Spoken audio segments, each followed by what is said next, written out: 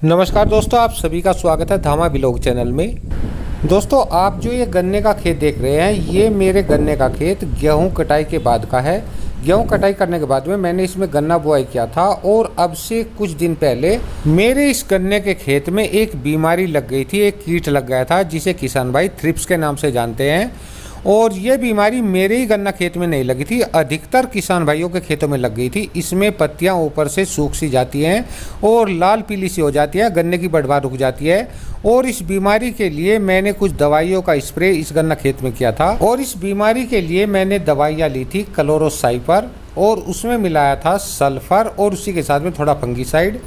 तो ये तीनों चीज़ मिला करके मैंने इस खेत में स्प्रे कर दिया था। तो दोस्तों, आप देख सकते हैं रिजल्ट काफ़ी अच्छा उसका मिल चुका है, क्योंकि क्लोरोसाइपर ने अपना काम कर दिया है, कीट को जड़ से ख़त्म कर दिया है।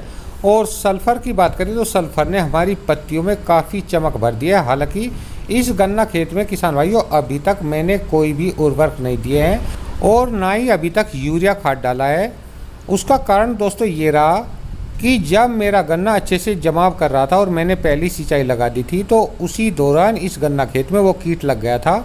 इसलिए मैंने इसमें कोई भी यूरिया खाद या उर्वरक नहीं डाले, सोचा था बाद में डाल देंगे, पहले ये कीट हट जाए।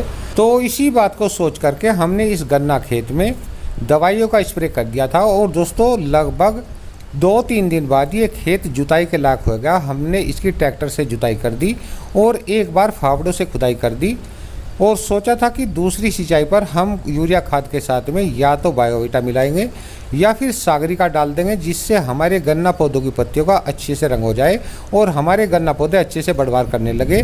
लेकिन उसी दौरान अचानक से एक दिन बारिश हो गई। बारिश होने की वजह से हम इसमें कोई खाद वगैरह नहीं डाल पाए। बारिश ना तो ज़्यादा हुई और ना ही ज़्यादा कम थी, तो इसलिए हम इसमें उस समय भी कोई उर्वरक नहीं डाल पाए। और बारिश हो जाने के लगभग 2 से 3 दिन बाद ये गन्ना खेत दोबारा से जुताई लायक हो गया। हमने दोबारा से इसकी जुताई कर दी और सोचा था कि जुताई करने के 2-3 दिन बाद इसमें धूप लग जाएगी और खरपतवार सारे सूख जाएंगे और तब जा कर के इसमें हम सिंचाई लगा देंगे।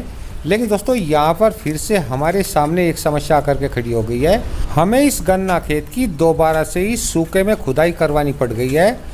हालांकि खरपतवार ज़्यादा नहीं है, क्योंकि हमने पहले जुताई कर दी थी और उसके बाद में फावड़े से खुदाई करवा दी थी और 2 दिन बाद ही बारिश हो गई। उसके बाद में हमने फिर ट्रैक्टर से इसकी जुताई कर दी। लेकिन ट्रैक्टर से जुताई करने के 2 दिन बाद ही हमें इसकी फावड़े से दोबारा से खुदाई करवानी पड़ रही है। हालांकि आप देख सकते हैं इस गन्ना खेत में ज़्यादा खरपतवार तो नहीं है, लेकिन फिर भी हमें दोबारा से सूखी मिट्टी में इसकी खुदाई करवानी पड़ रही है। इसका कारण किसान भाइयों ये रहा कि इस गन्ना खेत के पास में जो हमारा ट्यूबवेल है ये ख़राब हो गया है। अचानक से चलते चलते इसकी मोटर जल गई है और आज हम इसे निकाल रहे हैं, तो इसलिए अब 3-4 दिन लग जाएंगे मोटर को ठीक होने में। इसलिए इस गन्ना खेत की हम आज दोबारा से खुदाई करवा रहे हैं ताकि नमी कुछ समय के लिए रुकी रहे।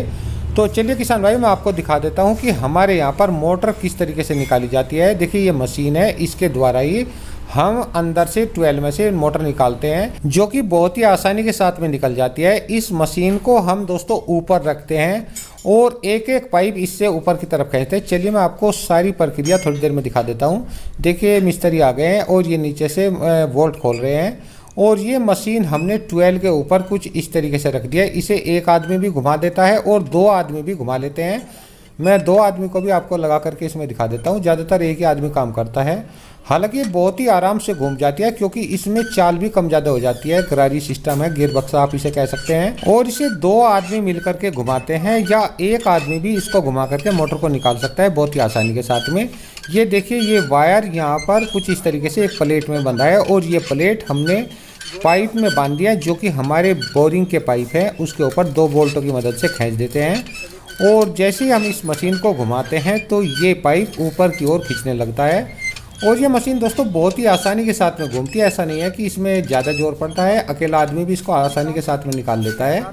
और ये देखिए, कुछ इस तरीके से यहाँ पर ये तार लिपटती रहती है और पाइप धीरे धीरे ऊपर आने लगता है कुछ इस तरीके से। और जब पूरा ऊपर आ जाता है तो नीचे कैंची वगैरह लगा करके इस पाइप को खोल लेते हैं। चलिए मैं आपको थोड़ा सा नीचे भी दिखा देता हूँ। इसकी कैंची भी अलग ही तरह की है।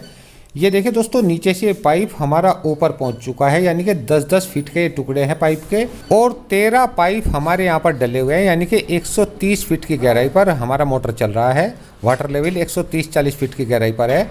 और दोस्तों ये कैंची है, देखिए कुछ इस तरीके से, वो पहले वाली कैंची वैसी आती थी, दोनों तरफ बोल्ट डालने पड़ते थे, लेकिन इसकी कैंची कुछ अलग तरह की बना रखी है। कुछ इस तरीके से इसको अंदर घुसेड़ देते हैं और ये जो आप किनारे पर देख रहे हैं इनके ऊपर ये साकिट आकर के टिक जाती है और इसके बोल्ट खोल लिए जाते हैं। आप देखिए आराम से देख सकते हैं कि किस तरीके से इस कैंची के द्वारा या इस मशीन के द्वारा काम किया जाता है। इसमें 2 आदमी लगभग 1 घंटे में 130 फीट पाइप के टुकड़े बाहर निकाल देते हैं, यानी कि मोटर को लगभग 1 घंटे के अंदर अंदर नीचे से ऊपर निकाल लेते हैं। क्योंकि इसमें जैसे जैसे पाइप ऊपर को निकलते रहते हैं तो पाइपों की लेंथ में थोड़ा वजन कम होने लगता है, फिर इस मशीन की थोड़ी चाल बढ़ा लेते हैं। तो इस तरीके से दोस्तों बहुत ही आसानी के साथ में इस मशीन से हम मोटर को निकाल लेते हैं। लगभग 1 घंटा लगता है। अगर 3 आदमी हैं तो 1 घंटे के अंदर अंदर 130-40 फीट की गहराई से मोटर को ऊपर खींच लिया जाता है। ये देखिए हमने लगभग कई सारे टुकड़े निकाल लिए हैं और हमारी ट्वेल में 13 टुकड़े हैं 10-10 फीट के, यानी कि 130 फीट पर हमारी मोटर चली हुई है। तो इस तरीके से दोस्तों इस मशीन से बहुत ही आसानी के साथ में हम मोटर को बाहर खींच लेते हैं। हालांकि पहले समय में चैन टेगिल होती थी तो उससे काफ़ी दर्द हाथों में होने लगता था और काफ़ी समय लग जाता था, लगभग आधा दिन में मोटर निकलता था। लेकिन नई टेक्नोलॉजी के हिसाब से काफ़ी समय की बचत हो चुकी है और हाथ भी नहीं दुखते, इसमें बहुत ही आसानी के साथ में हम मोटर को निकाल लेते हैं। तो इस तरीके से दोस्तों हम अपनी मोटर को कुछ ही देर में बाहर निकाल लेते हैं और ये पाइप का टुकड़ा खोलने के बाद में अलग रख दिया जाता है और दोबारा से नए टुकड़े पर इस तरीके से इस प्लेट को रख करके 2 बोल्ट बना दिए जाते हैं और फिर इसको धीरे धीरे ऊपर खींचा जाता है। जैसा पहला टुकड़ा निकाला है यही प्रक्रिया बार बार चलती रहती है। देखिए मैं आपको थोड़ा दिखा देता हूँ।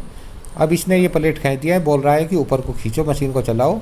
तो ऊपर को जैसे ही मशीन चलाएंगे तो ये तार टाइट हो जाएगा, ऊपर को उस पर घिरडी पर लिपटना शुरू हो जाएगा और ये मोटर का पाइप कुछ इस तरीके से ऊपर को खिंचाव होना शुरू हो जाएगा। हालांकि अभी धीरे धीरे चल रहा है क्योंकि अभी पाइप के टुकड़े काफ़ी बचे हैं, लेकिन जब 4-5 टुकड़े रह जाते हैं तो हम इस मशीन की चाल भी बढ़ा लेते हैं, जिससे काफ़ी तेज़ी में टुकड़े बाहर को निकलने लगते हैं। तो लगभग दोस्तों 1 घंटे में हम मोटर को बाहर निकाल लेते हैं। बहुत ही आसान हो गया है।